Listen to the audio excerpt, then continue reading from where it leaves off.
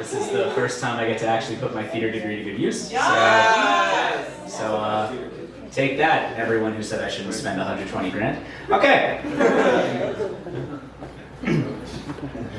Before we begin, I'd like to just tell everybody that tonight's discussion is going to be hard. It's going to cover some topics that we may not necessarily want to talk about. It's not going to be a fully easy discussion. And so to prep for that, I would like to invite everyone to close their eyes. You don't have to, but I will see if you don't. So.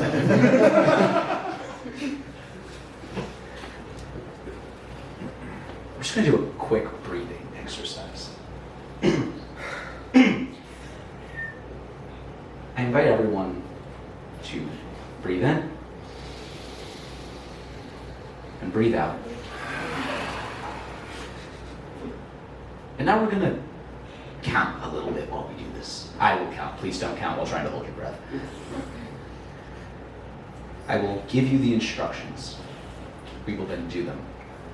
And when you are done and have reached a place where you feel that you can enter this space fully, I will then invite you to open your eyes. I will give the instructions, and then we will begin. I would like everyone to breathe in for 4, hold for 6, and out for 4.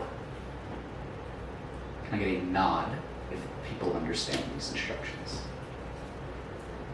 Wonderful. Already doing better than my 6th graders. And my college students. Okay.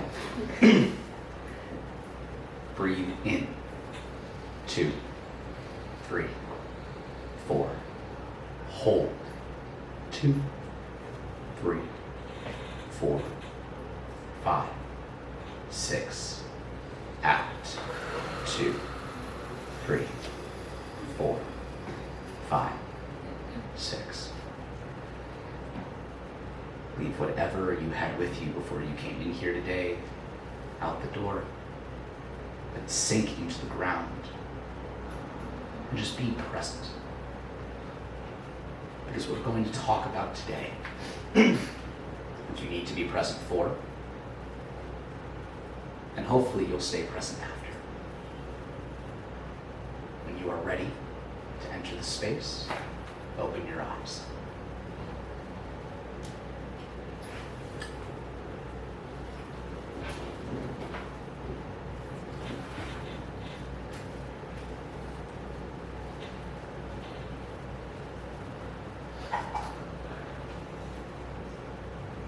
Okay?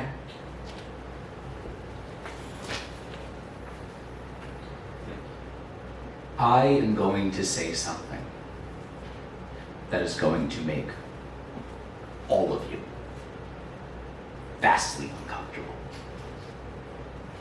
Ready?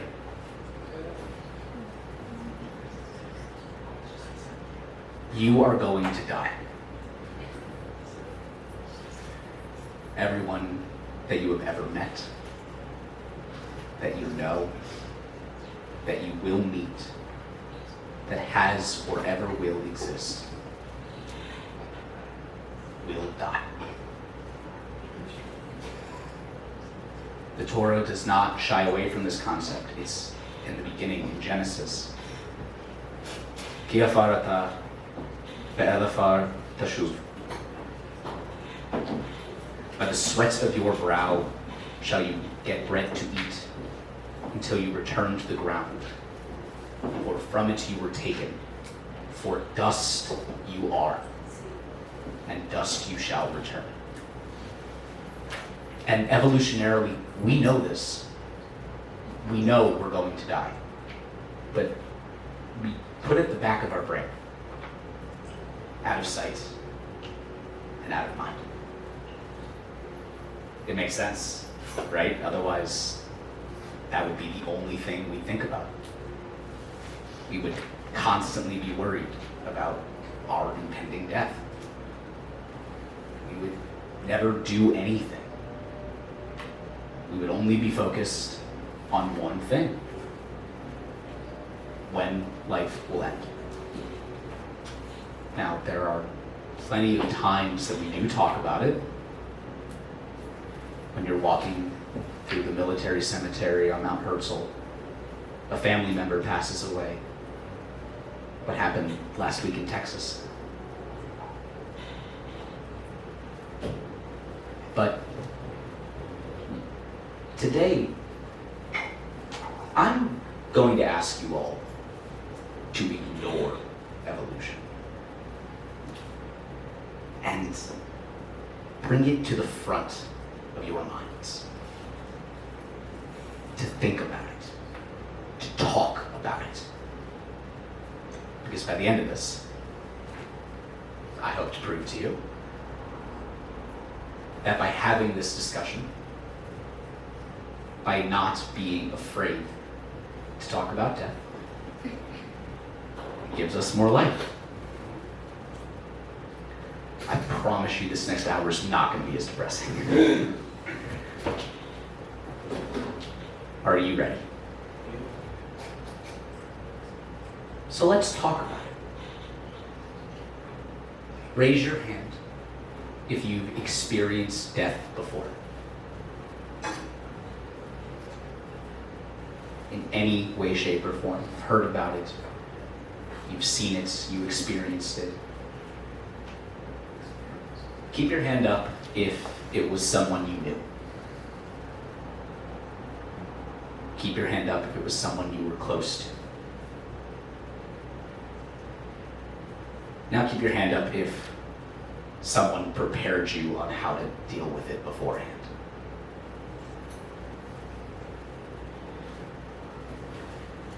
So because most of you did not have that preparation, how did that make you feel? What happened? Which, whatever event you just thought of occurred, how did you handle it? This is a part for discussion, so I'm more than happy for people to raise their hands or discuss if they would like. Jesse. Yeah, so the first person I ever lost was my great-grandmother. I think I was 8.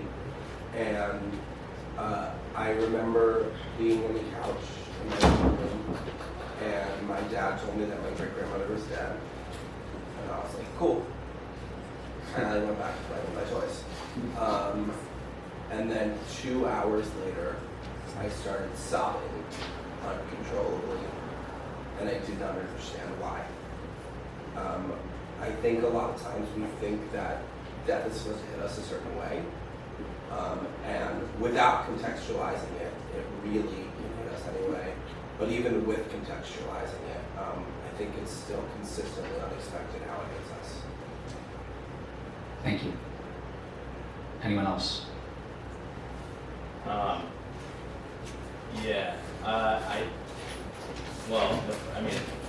The first experience was actually my dog died, like unexpectedly, and I was just like, my initial reaction was like, how am I supposed to feel right now? Like questioning, like, why am I not feeling a certain way? Why am I not? I felt like there was like something that was missing, and I didn't know how to process it. Thank you. Wasn't the first one, the more recent one was about 3 years ago. My great-grandfather passed away. I think he was kind of the main father figure of our family. And it didn't really hit me. I knew, he was older, he was like 98. And when he passed, it was just like, dang, like, that really sucks. Like, sorry for my grandma, which is his dad, but actually later now, I kind of regret not talking to him more because you can't get that back. So now looking back on those main conversations we have, it's really valuable and it's really heartwarming to kind of look back at that. So if you still have people that are older, just make sure to try to learn about them more, have those combos, because once they're gone, you can't really get them back. Sam. A friend of mine, same high school class as me, 2015. He died when I was a sophomore in college, so he would have also been a sophomore in college, and it was through an overdose. And it was actually because of the person he was dating at the time was not a good influence on this person and got him involved in a lot of really bad scenes and doing some hard drugs. And one day it was just too much, and he passed away. And I remember at the funeral, it brought a lot of us together, and there are people who I hadn't seen in a little bit. You know, when you graduate high school, you're off doing your own thing, whether it's, you know, in college or working. And I just remember, like, part of the funeral felt disingenuous because a lot of the people were just kind of catching up because they hadn't seen each other in a while, and it was like a lot of small talk.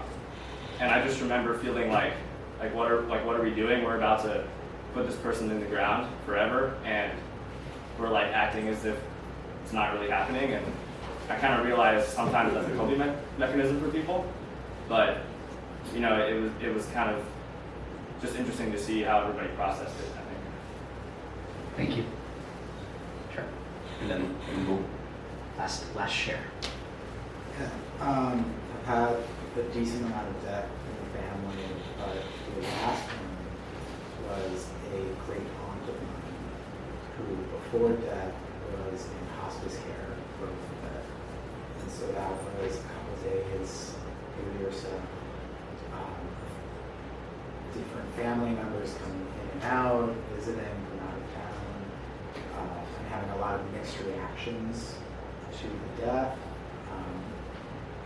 Some saying final goodbyes and taking their time and moments, and others just not even being able to step inside the room. And I was one of those who took the time, and I wrote out a little something beforehand, and I went in the room and talked to her in her eyes closed, pre-death state. And then she died pretty shortly after that. There's been a recurring theme throughout all these stories, though all different. The question I asked was, share a time and how do you feel? And almost no one fully discussed their actual feelings. It was what happened at the funeral, or it was a moment now. Not to say everyone did, but it was the conversation surrounding what that event was. And it's weird, right? Because death is not an unfallible concept. We see it all the time in even children's movies. Especially Google this. If you look up the word death in Safaria, which is a giant Jewish database, it shows up 17,524 times. We have laws about the mourning period, who you should mourn, whether you should mourn, whether it's okay to even take a life. We talk about it, but that's not what this lecture is about. It's not even what happens after you die. It's not about Gehenna or the mourning period or judging for sins, or even what happens to that soul. This is about what happens to us and what we can do to honor their memory and their legacy, and how we can live our fullest. Yes? So, I think there are moments in life where obviously you don't know when you're going to die, obviously you don't know how it's going to happen, in advance, but there are some moments where when you live like on a daily basis, you could tell yourself that it can happen anytime. You don't necessarily think about it 24/7, but you know that it's going to happen, and you can be okay with that it's going to happen. But then there's some moments where you feel like you might be getting closer to it, but then you don't. And then after that you question, like, oh, I guess I missed that moment happened, and then it didn't happen. And then these moments are all like different feelings because it happened at different times. Sometimes you feel like you're getting closer than other times. Like, to give you an example, like let's say you're in a place where you know something is going on, like something is very dangerous, some war going on. You're like, you know that it's even more intense. Like it can, like one thing, and then you can, right? So in these moments, you probably question yourself more, and you're probably a little more scared than other times. Right, and that makes a lot of sense. When you have a near-death experience, you probably think about death a lot more. What about in the times that you don't? And again, this is not me suggesting that we should talk about it every single day and just make sure that every conversation includes this, because why would you ever hang out with anybody? Like who would want to? Like it's not fun for that. And this isn't meant to say it should always be at the forefront. But I would bet that this is the first time a lot of you have talked this candidly about this in a while. Because we don't have near-death experiences on a daily basis. At least I hope you don't. If you do, I have a lot of questions. But it is still something to figure out and talk about. I feel that I should probably share why I've decided to give this lecture. So, growing up, my mother was incredibly amazing. You know, most Jewish mothers are. She could not cook. My dad did. So it was always fun to have frozen macaroni and cheese for dinner, but she loved me anyway. She is brilliant, a very talented musician. She cares for me deeply. And so in November of 2007, it was with ridiculous heartbreak that my father sat me down and told me that my mother had died.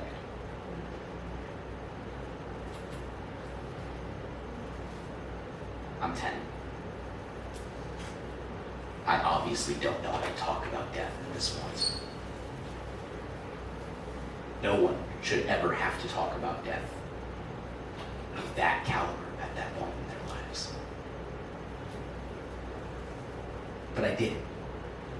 And I asked questions, and I went to my rabbi, and I went to my father, and I went to everybody, and I just wanted to know why. And the craziest thing is there's no full answer why. There's a teaching that you leave this world when Hashem decides that it is time for you to leave, that you've fulfilled your purpose, because, as Rabbi Jack explained either 2 weeks ago or last week, if you're on this earth, according to Jewish teachings, it's because God needed you to be. And all of you have some sort of purpose. But during that time, you see others that have fulfilled theirs, or maybe have passed away without it, for any number of reasons. So, at 10, it was a brand new world I was navigating. I was sad, I was angry, I was depressed, I had feelings about it. I'm not sure to discuss those feelings because all of you who shared your stories earlier probably had all of them and more. Angry that someone died before you thought it was their time, sad that they were taken, regretful that you didn't do what you wanted to do before they passed.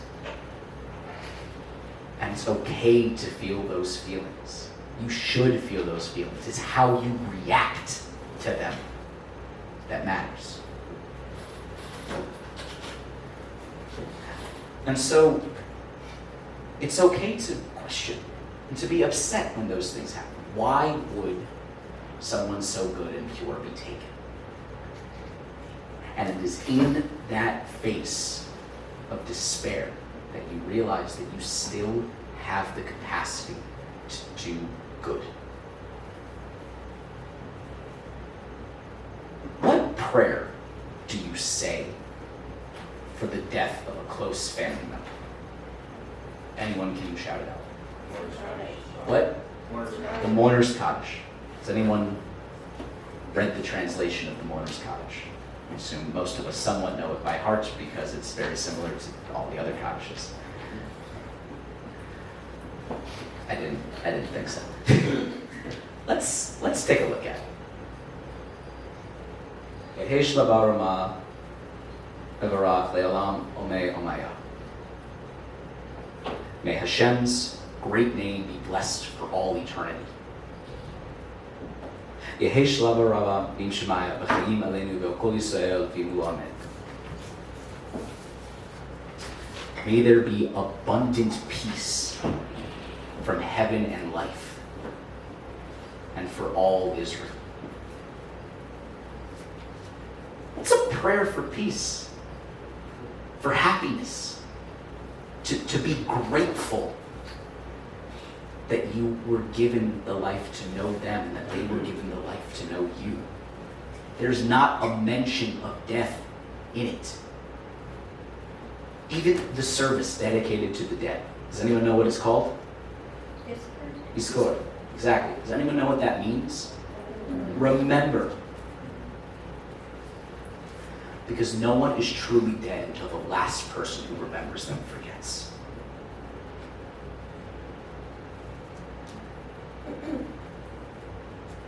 To carry their legacy.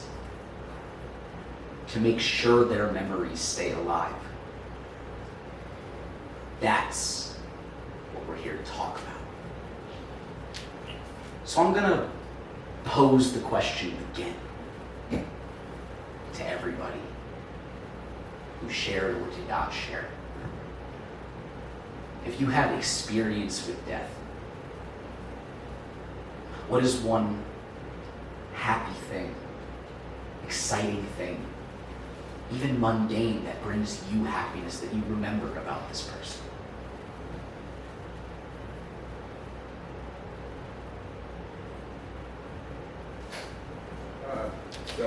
My great-grandmother, before she passed, we used to go to her house, and she used to make us what she called ice cream sodas, which I'm pretty sure was just a root beer float.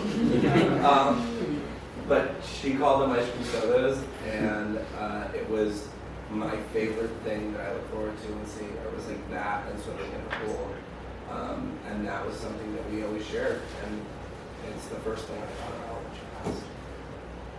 Thank you.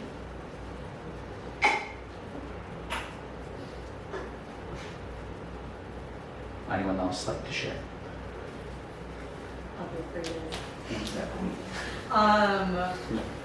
I've had many people I know or other people die, but I think the hardest one was my grandmother, and partially it was hard because she didn't want us to see her when she was sick because it's, you know, bad memories, and that was really hard at first because you want to see someone before they pass, but in a way, I think what she wanted was for us to remember her in a positive light and not remember her as being sick.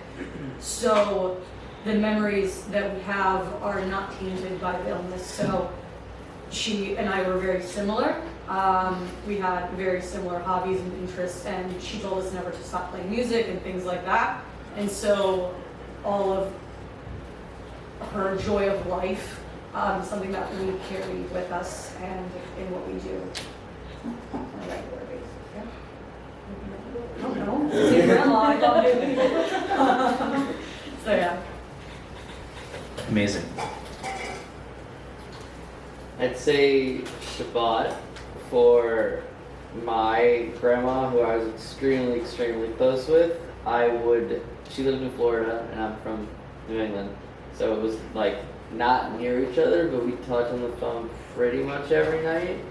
Or most single time I came to visit, which was initially with the rest of my family and then became, once I got old enough, just trips by myself.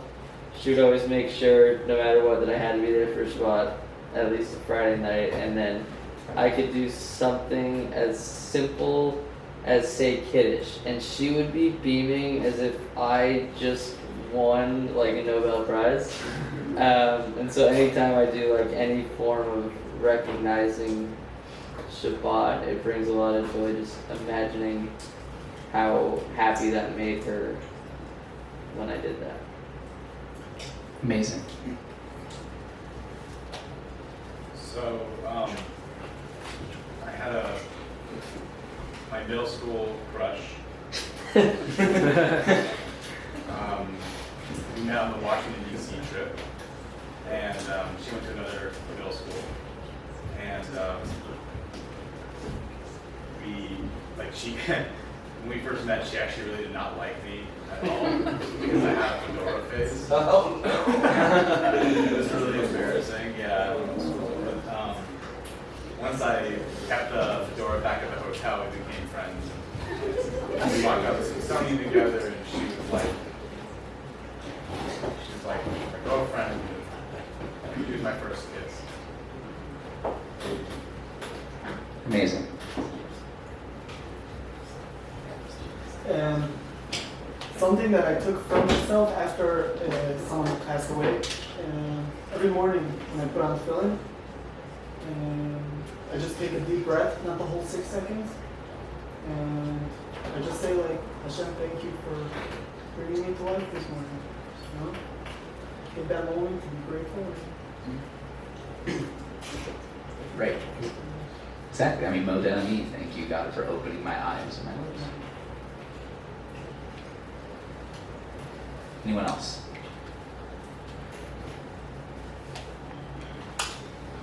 Michael Wordsmith was great at dancing and having a good time. That's it. And that's a great memory. Just a quick log line of a person, and I watched your face light up. Guys, death is inevitable. It sucks. There's no way around that. It's going to hurt. And it should hurt if you really cared, because the person had been taken from you. And you're allowed to mourn. The mourning period is 11 months. You go to Yizkor service, you do these things to remember the person, but you're allowed to be upset. But during a funeral, there are two parts to what is essentially the Jewish eulogy. Chesed and Becky. Eulogy and lament. One part is to grieve, to express those feelings that we talked about earlier. Sadness, anger, regret. The negative emotions that will happen. You're allowed to feel those feelings, but to reiterate, it's the reaction. You should feel these things. It's human. We were not made to be perfect. Perfection is a sin. You are meant to be you. That's the lamenting part. And you have the eulogizing part. The praise. The understanding that your job is now to live your life the way they want you to honor them, and to carry on that legacy. Anyone hear the expression, the best revenge is living well? The best way to honor someone is to continue to make them proud.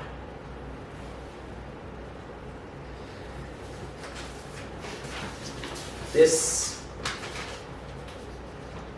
is something that most of you know, some way or some form.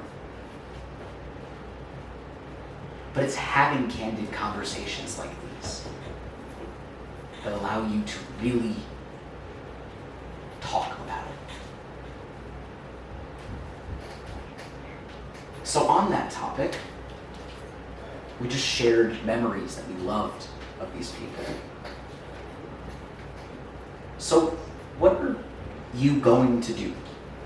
What is something you do or have done or will do, even if it's not for that person, even if that's not your motivation, that you know that they would be proud, or that you would feel proud, that you would say, this is me, this is who I am, and it's a part of me. What is something you're going to do?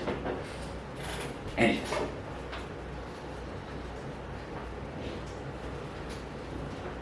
on a more superficial level, I'd say like wear their favorite color, which is something that's been done for somebody that passed that I know. And on their birthday, everyone would wear their favorite color, or whenever we're celebrating them or thinking about them. That's my thing. Great, that's something you can do to remember them, absolutely. But what is something that you're going to do for yourself?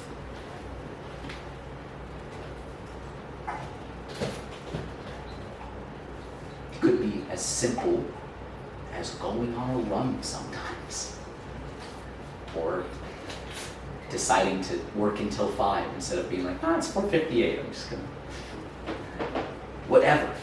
What is something you're going to do? Or something you want to do? Travel.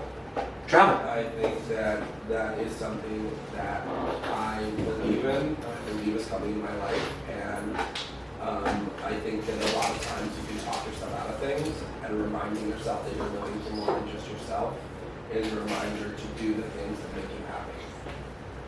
Amazing. Anything else?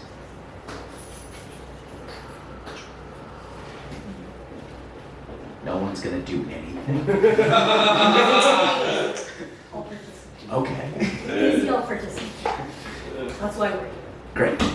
Like I said before, like my grandmother didn't want us to give up on music, so I still play cello, and I was in orchestras for a while, and now that's a little less feasible. So I try about like once a month or so to learn how to play something on the cello for myself, because I know that's something that would have really mattered to her, to keep music as a part of my regular life.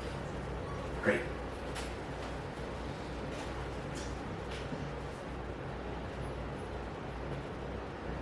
I'm not gonna skip her.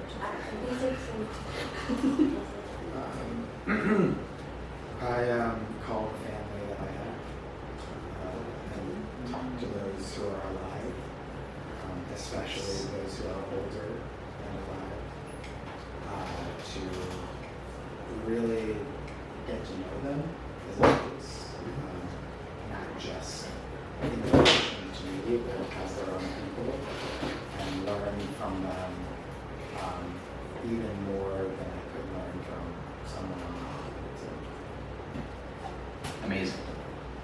Take one more. I get it, you guys all live very...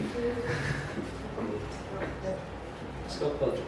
Okay, I was going to say, as an Israeli living in America, it's very hard to lose the language, and that was really important as like for my grandparents that passed to like continue speaking Hebrew, and for my future children to also teach them Hebrew, and they have to continue the language. It's very important.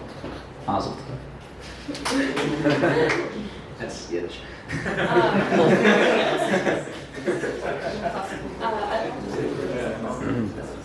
I think one thing is upholding family traditions. So similar to what was just said, like in my family that would be food.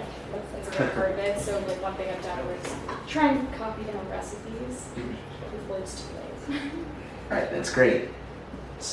I still do that. We have recipes written on a typewriter on yellow paper that we still use. And I'm like, why are they not in a computer? My dad goes, because it's tradition, because he's from New York. And I'm like, okay.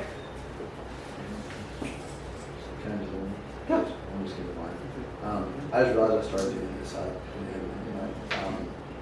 I like have been grilling my family randomly on little tidbits of my family's past, like where we came from, where we moved, when we came from Ellis Island, and kind of what happened after, and just kind of the evolution of our family from both sides.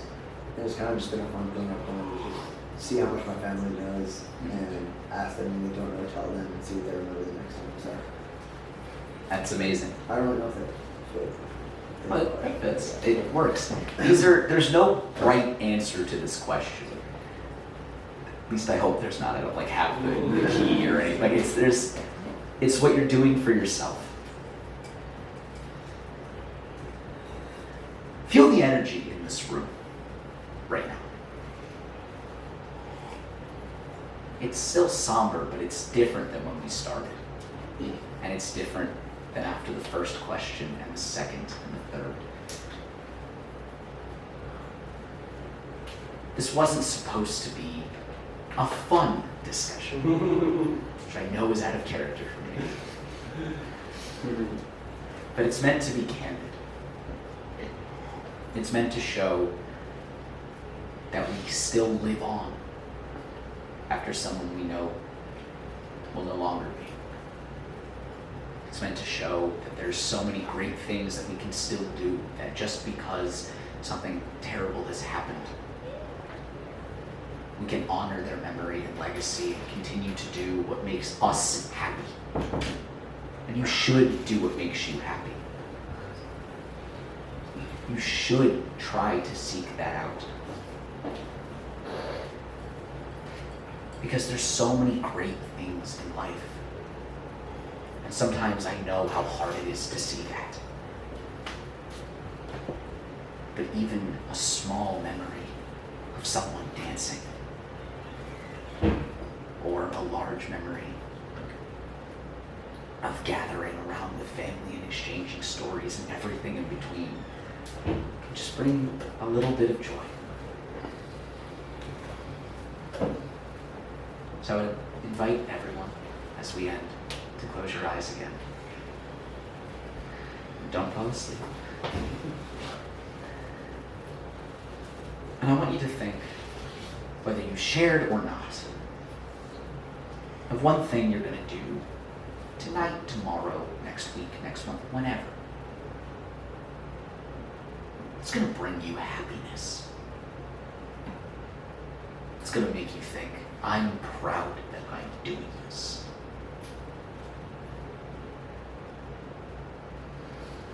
That's going to make you say, I'm glad I had a discussion, and I'm glad that I'm able to fulfill the promise. It's just going to make you smile. I want you to think about it. I want you to focus on that image. When you're ready, take a deep breath in. And out. One more time in. And out.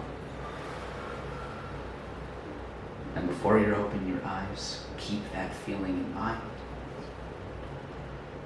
And know that when you enter back into this space, when we all go eat more tacos and socialize and go back to our lives, that you had a conversation about death and you survived.